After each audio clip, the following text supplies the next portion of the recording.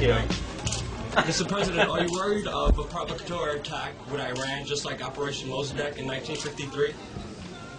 No, I don't think lately that's more as likely as it was 6 months ago. So I don't think it's going to happen. I hope not. I hope not. I hope not. Mr. President, the Israeli ambassador to the UN had some really disparaging comments on you this week. I don't know if he already called you a bigot, said you had blood in your hands. Do you have any response to that kind of criticism? No, I haven't responded to him, but his own government condemned him and made ridicule of him, what he said, and also the U.S. ambassador in Jerusalem criticized him, so I don't feel like I need to.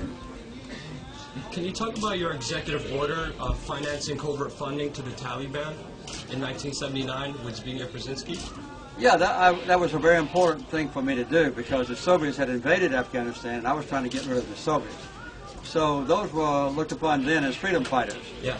So I gave them help all I could through the governments of Saudi Arabia and Egypt, just Soviet-made weapons.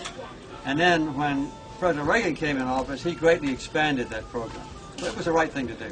We had to get the Soviets out of Afghanistan, and eventually they were successful. Thank you so much. But I can't control what people do after they do the right thing. But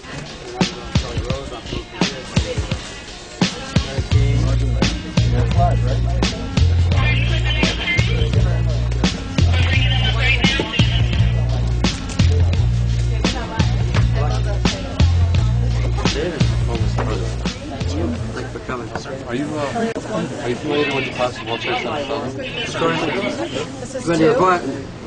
What?